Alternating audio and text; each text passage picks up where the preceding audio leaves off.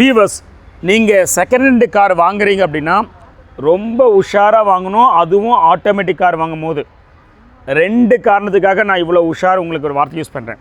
முதல்ல, ஆஃப்டர் மார்க்கெட்டில் second car விற்கிறாங்க இல்லையா, மோஸ்ட்லி டிஃபெக்ட் காராக தான் இருக்குது. அதுவும் டிரான்ஸ்மிஷனில் ஃபால்ட் இருக்குது. இது ஒரு காரணம். நீங்கள் வாங்கும் போது டிஃபெக்ட் காரை வாங்கிட்டீங்க அப்படின்னா உங்களால் காரை ஓட்ட முடியாது. ரிப்பேரிங் செலவு டே 1லேருந்தே ஸ்டார்ட் ஆகிடும். அவ்வளோதான், உங்களுக்கு நைட் மேரு. பணம் மட்டும் இல்லை, மன உளைச்சல் ஆகிடுவீங்க. அதோட வாழ்நாளில் அந்த காருங்கிற அந்த ஆசையை விட்டு போயிடும், பணத்தையும் நீங்கள் இழந்துருவீங்க. இது ஒரு காரணம். ரெண்டாவது ஒரு காரணம், ஒருவேளை நீங்கள் நல்ல காரே வாங்கிட்டாலும் கூட உங்களுக்கு கேரண்டி கிடையாது. அந்த காரில் டிரான்ஸ்மிஷன் இஷ்யூவே வரவே வராது, ஆட்டோமேட்டிக் ப்ராப்ளம் வரவே வராது அப்படின்னு கிடையாது. அதிகமாக வரும். ஃபஸ்ட்டு ஓனருக்கு மட்டும்தான் அந்த ஆப்ஷன் உங்களுக்கு இருக்கும். கிட்டத்தட்ட ஒரு 4 வருஷம் 5 வருஷம் டிஃபெக்ட் இல்லாமல் விடும். செகண்ட் கார் வாங்குறவங்களுக்கு நல்ல காரே வாங்கினாலும் கூட கூடிய சீக்கிரம் டிஃபெக்ட் வர்றதுக்கான வாய்ப்புகள் ஜாஸ்தி உண்டு. அப்படி வந்துருச்சு அப்படின்னா சில பேர் நினைப்பீங்க, சார் நாங்கள் வந்து ஒரு சின்ன கார் எடுத்துப்பேன், அந்த காரில் ஆட்டோமேட்டிக் வந்து ரொம்ப எக்ஸ்பென்ஸ் கம்மின்னு சொல்கிறாங்க, அதை நான் ஈஸியாக ரிப்பேர் பண்ணிப்பேன் அப்படின்னு சொல்கிறது எல்லாமே சரிதான். ஆனாலுமே அந்த ஒரு காஸ்ட் ஒன்று சொல்லியிருப்பாங்க இல்லையா, சின்ன காரில் காஸ்ட் கம்மியாகனே, அந்த காஸ்ட் உங்களால் அஃபோர்டபுளாக பண்ண முடியுமா, உங்கள் பட்ஜெட் அது தாங்குமா அப்படிங்கிறதுக்கு இந்த வீடியோவில் நான் சொல்லக்கூடிய விஷயத்தை புரிஞ்சுக்கங்க. இந்த கார் ரொம்ப என்ட்ரி லெவல் கார், ஆல்டோ. இந்த வண்டியில் இருக்கிற கியர் பாக்ஸு ரொம்ப ரொம்ப ரொம்ப சிம்பிளஸ்டான, இதை விட காஸ்ட் கம்மியான ஒரு கியர் பாக்ஸை நீங்கள் பார்க்கவே முடியாது. அந்த கார் தான் அந்த கியர் பாக்ஸ் வந்து ஏஎம்டி. இந்த வண்டி சரிங்களா, இது ஃபெயிலியரில் இருக்குது. இந்த ஏஎம்டி யூனிட்டை மாற்றுறதுக்கு 85,000 ஆகுதான். ஸோ ரஃப்லி வந்து பார்த்தீங்கன்னா ஒரு 1 lakh rupees செலவாயிடும். அதுக்கு டிரான்ஸ்மிஷன் ஆயிலெலாம் ஊற்றி ஃபிட்டிங்லாம் போட்டு பண்ணுறதுக்கு 1 lakh உங்களுக்கு அஃபோர்டபுளா? ரொம்ப சிம்பிள் மெக்கானிசமாக உங்களுக்கு யோசித்து பார்த்துங்க. அதுக்கு அடுத்தது Hyundai i10. இந்த கார்லேயும் இந்த காரும் டிஃபெக்ட் தான் சரிங்களா. அதாவது இந்த காரு டிரான்ஸ்மிஷன் ப்ராப்ளத்தினால வண்டி ஸ்டார்ட்டே ஆகாது. அந்த வண்டியில் என்னென்னா ஸ்டார்ட்லாம் ஆகும், ஆனால் எப்போவுமே 3வது கியர்லேயே இருக்கும். ஃபஸ்ட்டு கியரு செகண்ட் கியர் வராது, 4th கியரும் போகாது.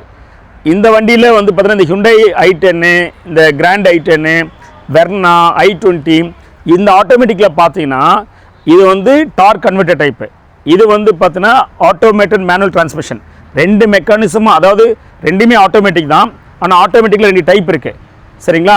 இந்த 2 டைப் இருந்தாலும் கூட அந்த டைப்பில் அதிகமாக ஃபெயிலியர் என்ன வருது அப்படின்னு பார்த்தீங்கன்னா ECM ஃபெயிலியர் வருது.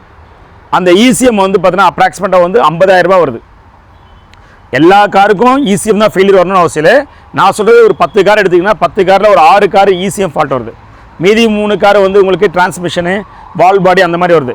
ஸோ ரஃப்லி வச்சிங்கன்னா இது 1 lakh இந்த மாதிரி காருக்கு. அந்த மாதிரி காருக்கு அட்லீஸ்ட் வந்து ஆவரேஜாக ஒரு 70,000 ரூபா செலவுனா உங்களால் அஃபோர்ட் பண்ண முடியுமா?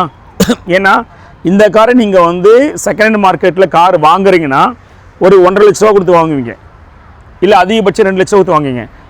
2 லட்ச ரூபாய்க்கு 1 லட்ச ரூபாய் எக்ஸ்பென்ஸ் உங்களால் அஃபோர்ட் பண்ண முடியுமா? அந்த கார் ஒரு 1.5 லட்ச ரூபா கொடுத்து வாங்குவீங்க ஆஃப்டர் மார்க்கெட்டில், இல்லை 2 லட்ச ரூபா கொடுத்து வாங்குவீங்க. அதுக்கு 70,000 ரூபாய் 80,000 ரூபாய் செலவு பண்ண முடியுமா? அஃபோர்டபிலிட்டியா? சரிங்களா. இதை தாண்டி ஒரு உண்மையை சொல்கிறேன் உங்களுக்கு.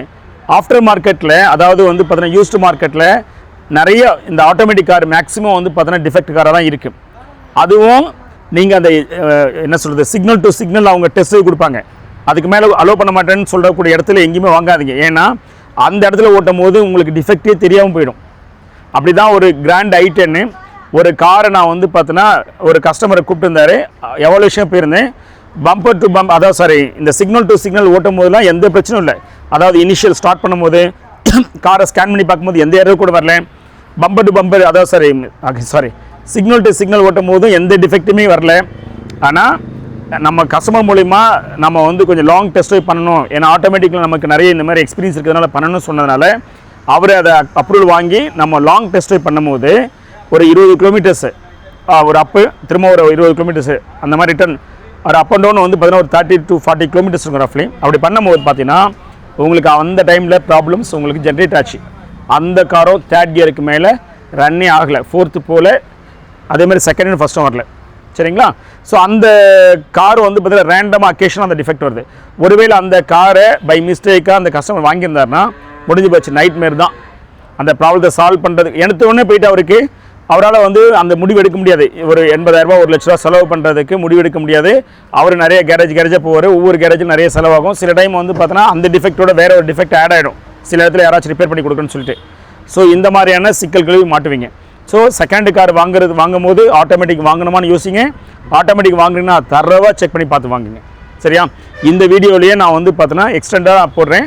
அந்த கிராண்ட் ஐட்டனில் அந்த மாதிரி ஒரு கம்ப்ளைண்ட் வந்தது உங்களுக்கு நான் வந்து பார்த்தீங்கன்னா உங்களுக்கு அந்த கிளிப்பிங்காக கொடுக்குறேன். உங்களுக்கு இது புரியும். சரியா? நம்ம சேனலை இன்னும் நீங்கள் சப்ஸ்கிரைப் பண்ணால் ப்ளீஸ் சப்ஸ்கிரைப். தேங்க்யூ.